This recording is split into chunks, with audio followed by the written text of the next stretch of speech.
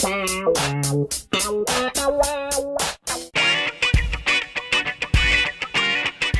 aí galera, professor Cláudio Omar, mais uma vez aqui no aulalivre.net. Hoje vamos trabalhar a primeira parte de História Contemporânea. Vem comigo que essa parte é muito fácil. O que nós temos que lembrar de História Contemporânea? História Contemporânea é aquele período em que a gente parte da Revolução Francesa até os nossos dias. A data específica nós vamos ver agora, que é o 14 de julho de 1789, com a queda da Bastilha na França. Muito bem, a Revolução Francesa. Aqui dividi ela em três partes. E, primeiro cuidado, Revolução Francesa. Ela começa em 1789 e ela acaba em 1799. Muito bem, 10 anos de Revolução. Não é continuada no período napoleônico. Olha aqui, vou repetir. Não continua no Império Napoleônico. Período napoleônico é Napoleão. Então aqui a gente vai ver primeiro a Revolução Francesa e depois Napoleão Bonaparte. A Revolução Francesa, ela é simples. A primeira parte é a gente saber dividir a sociedade do período revolucionário. Num primeiro momento a gente tem o clero, 1% da população francesa. A nobreza, 2% da população francesa. Muito bem, tu que é bom na matemática, 3%. Contra o restante, que é o povo, o terceiro estado. 97% é povo. Então, primeiro, segundo, terceiro estado. É uma sociedade dividida em estamentos. Qual é a questão da Revolução Francesa? É a nobreza e o clero pagar impostos. Esse é o primeiro detalhe. A nobreza e o clero pagar impostos. Se tu fizeres parte da nobreza e do clero, obviamente não vai querer pagar impostos. Só que o voto na Assembleia, ela é dividida em um voto para o clero, um voto para a nobreza e um voto para o povo. Se os dois primeiros precisam pagar impostos, o que vai acontecer? 2 votos contra 1 do povo. Sendo assim, o povo, o terceiro estado, se revolta e se declara em Assembleia Nacional Constituinte. E ficam naquela sala, ou ficam em uma sala, até ter uma Constituição para a França. Essa Constituição, ela vai ser montada em cima de uma monarquia constitucional. Então, olha aqui, antes era uma monarquia absolutista, a partir de agora a ideia é de uma monarquia constitucional, tendo uma Constituição. Então, esse terceiro estado está elaborando uma Constituição para a França. Como é que dividimos esse terceiro estado? De um lado, do teu lado esquerdo, e aqui já lembra, a esquerda, jacobinos, os radicais, os que querem fazer a revolução rapidamente, baixa burguesia. De novo aqui, ó, esquerda, jacobinos. Do seu lado direito, onde está sentado, olha para o direito. O direito vai ser os girondinos, a direita, a alta burguesia. Isso, a partir da Revolução Francesa, é o que se usa até hoje. A esquerda, isso a partir da Revolução Francesa, é o que se usa até hoje. A esquerda e a direita. Na Revolução, então, esquerda, quero ver, jacobinos, direita, vamos lá, girondinos. Muito bem, a partir daí eles vão votar a Constituição. A Constituição pronta, a gente lança a Assembleia Nacional Constituinte. 2 governos aqui. O primeiro governo, girondinos, o segundo governo, jacobino. O governo girondino, nós vamos ter a monarquia constitucional.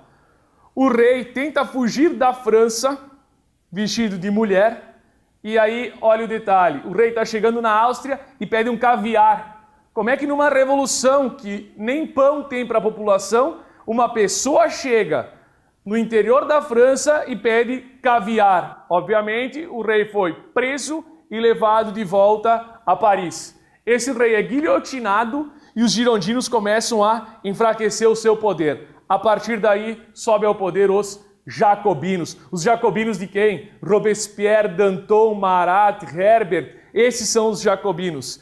Os jacobinos governam a França a partir de uma nova Constituição. Essa nova Constituição, ela é uma Constituição liberal. Ela é o quê? Aqui proclama a Primeira República Francesa.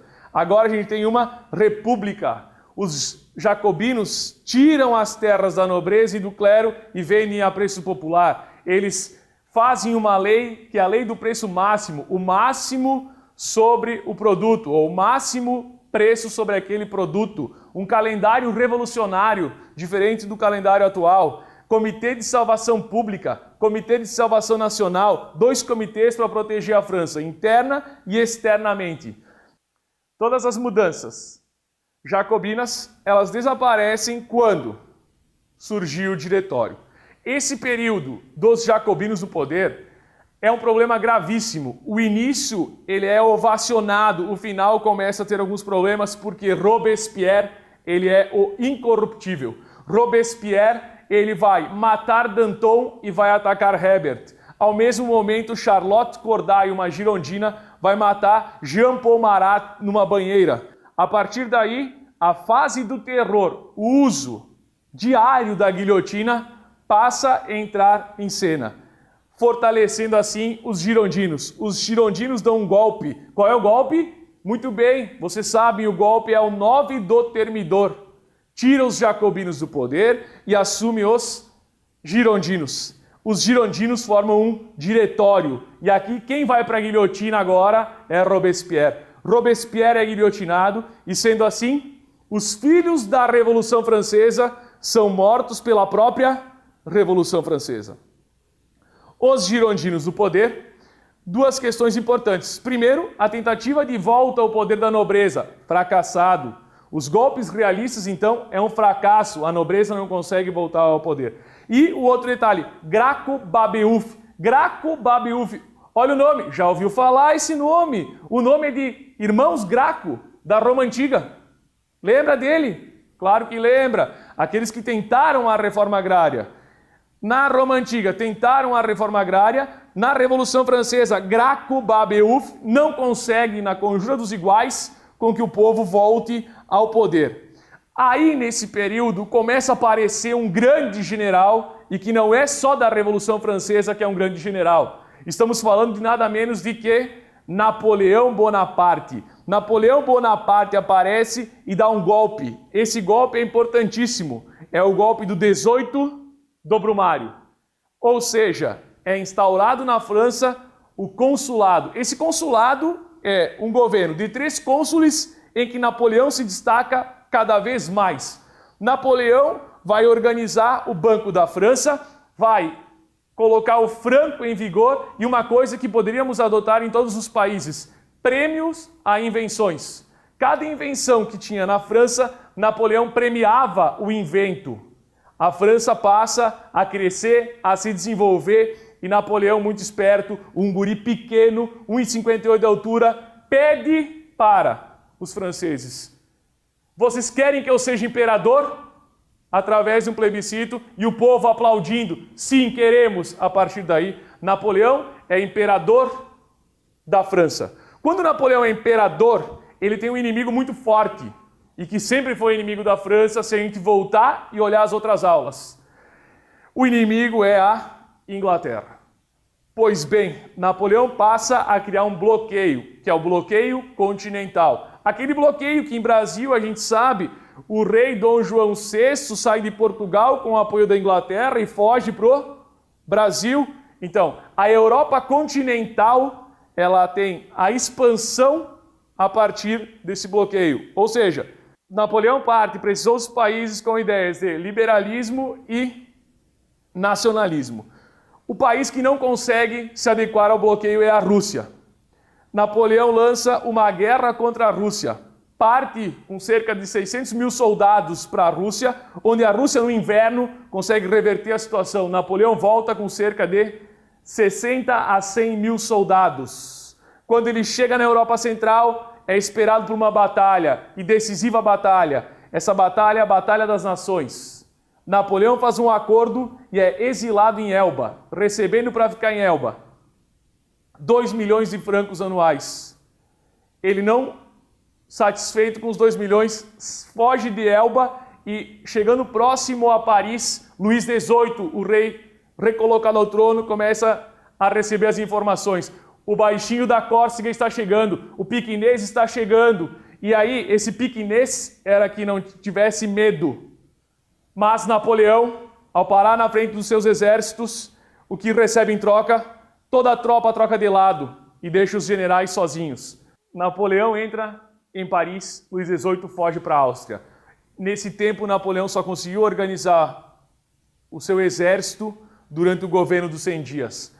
Passa a lutar na Batalha de Waterloo, onde os países monarquistas vencem Napoleão sem tentativa de acordo e o prende-o em Santa Helena, uma ilhazinha que fica no norte da África. Lá ele vai morrer em 1821, provavelmente envenenado. A partir de então, precisa se organizar a Europa do que Napoleão havia feito, ou melhor, espalhado as ideias de liberalismo e nacionalismo. Só que essa reunião que vai acontecer, ela vai acontecer no Congresso de Viena de 1815 e ele é presidido e organizado por países monarquistas. Então há uma restauração e uma legitimidade. Demarca-se as fronteiras e os reis voltam ao poder do mesmo jeito que era antes da Revolução Francesa. Ah, tá lembrado quando é que a Revolução Francesa volta para antes de 1789. Aí os reis voltam ao poder. Na França, quem volta? Luís XVIII retoma o poder na França. Aí a pergunta é, por que não foi Luís XVII? Porque ainda quando criança morreu na prisão. Junto com isso, no Congresso de Viena, é lançado a Santa Aliança. Essa Santa Aliança é um exército permanente liderado pelos russos para manter a organização desses países monarquistas. Sendo assim, Napoleão acaba o seu governo, o seu período na Europa, morrendo aonde? Em Santa Helena. Mas as ideias de Napoleão, e essas ideias importantíssimas de nacionalismo e liberalismo, elas vão começar a aparecer em toda a Europa, principalmente na Itália e na Alemanha. Claro, vocês sabem que a Itália e a Alemanha não existiam ainda, vão passar a existir em 1870 e 1871. Várias decisões tomadas pelo Congresso de Viena redividem inclusive a Itália e a Alemanha. Vamos ver isso a partir de agora. A Itália, a gente tem que tomar cuidado de onde pode partir a unificação. A unificação da Itália, ela tem que partir ou do norte, de Piemonte e Sardenha, ou partindo pelo sul com Giuseppe Garibaldi. Giuseppe Garibaldi, republicano, que veio lutar aqui no Brasil na Revolução Farroupilha. Sim, é o mesmo Giuseppe Garibaldi. Está na Itália tentando entrar pelo sul. Quem dificulta a unificação da Itália são os franceses. Esses franceses que têm interesse no comércio nas províncias da Itália, ou nas cidades italianas, nas comunas italianas, nas repúblicas italianas, e passam a proteger o Papa. Esse Papa é protegido pelos franceses de Napoleão III. Esse Napoleão III passa a governar a França da mesma forma que o Napoleão I, a partir de um golpe, que também é conhecido como 18 do Brumário, de Luís Bonaparte, e de um plebiscito, pedindo ao povo se o povo concorda em que ele seja imperador. Muito bem, a unificação partindo do Piemonte e Sardenha, ela é uma unificação monárquica, e é de onde tem condições e dinheiro para partir para a unificação. Essa unificação vai acontecer quando os exércitos de Napoleão Bonaparte, ou Napoleão III, saem do centro da Itália e partem para a guerra contra a Alemanha. Aí nós unificamos a Itália. Porém, tem um detalhe. A Itália não é unificada por completo devido ao Papa. E aí está a questão romana, só resolvida em 1929, quando Mussolini entrega para o Papa o Vaticano. Então, lembra que o Vaticano surge em 1929. Unificada a Itália, vamos passar a unificar a Alemanha. Muito bem. A Alemanha, a unificação pode partir de 2 pontos. Ou da Prússia ou da Áustria. A Áustria, na Confederação Germânica surgida no Congresso de Viena, ela é a líder, porém ela é agrária. Do outro lado temos a Prússia vice-líder da Confederação Germânica, ela é industrial e é governada por um primeiro-ministro muito forte, Otto von Bismarck. Quem nunca ouviu falar desse homem? A unificação, então, vai partir da Prússia, porque, primeiro, em 1834, surge o Zollverein. Zollverein, simplesmente, União Aduaneira dos Estados membros da Confederação Germânica. Detalhe, sem a Áustria. Então, olha aqui, sem a Áustria. Alguns anos depois, a Áustria é incorporada ao Zollverein. Mas, no início da unificação, a Prússia e a Áustria se unem para lutar contra a Dinamarca. Vencem a Dinamarca, pois a Dinamarca controlava 2 ducados de língua germânica. Vencidos os 2 ducados, ou conquistados os 2 ducados, a Prússia e a Áustria passam a disputá-los. Então, a luta passa a ser austro-prussiana. A Prússia vence, expulsa a Áustria da unificação. E aí só falta mais uma guerra para a gente unificar a Alemanha. A Prússia contra a França, ou guerra franco-prussiana. Aqui é o principal detalhe. A Prússia vence a França de Napoleão III, conquista a Alsácia-Lorena, região rica em minérios, e em 30 anos ultrapassa a Inglaterra na produção de aço. Quer dizer, está surgindo uma nova potência industrial, que é a Alemanha. A Alemanha unificada, então, em 1871. A partir dessa unificação, a Alemanha e a Itália passam a querer disputar novas colônias a partir do imperialismo. O que é o imperialismo? O que tem de importante no imperialismo? O imperialismo nada mais é do que os países industrializados conquistarem colônias, que antes, muitas delas pertenceram a Portugal e Espanha, no período das grandes navegações. Essas colônias na África e na Ásia levam dos países europeus industrializados população excedente, busca de matéria-prima, busca de mercado consumidor e investimento de capitais. Então, o país industrializado passa a investir nas suas colônias, na África e na Ásia. Então, é uma divisão do mundo, principalmente África e Ásia, entre os países industrializados. Alguns detalhes são importantes e talvez importante lembrar as guerras que vão acontecer aí. Por exemplo, na África do Sul, nós vamos ter uma guerra que é a Guerra dos Boeres. Por exemplo, na Índia, Guerra dos Cipaios, onde a Índia passa a ser uma colônia britânica. Na China, Guerra do Ópio, onde Hong Kong passa a ser dominado pelos ingleses durante 155 anos no Tratado de Nanquim. Então, só para situar a expansão principalmente da França e da Inglaterra. E, não esquecendo, os países que saem tardiamente para esse imperialismo é a Itália e a Alemanha. Esse imperialismo todo vai trazer uma consequência. Essa consequência vai estourar na Primeira Guerra Mundial. A Primeira Guerra Mundial, ela tem várias causas. Vou citar alguns exemplos. Por exemplo, o revanchismo francês. O que é o revanchismo francês? É a França tentando reconquistar os territórios da Alsácia e da Lorena, perdidas durante a unificação da Alemanha. A crise do Marrocos, disputada entre França e Alemanha. A estrada Berlim-Bagdá, uma estrada ligando a Alemanha ao Oriente Médio. A tentativa da Rússia em encontrar uma saída para o mar. Então, tem vários fatores para chegar nessa guerra. O estopim da guerra.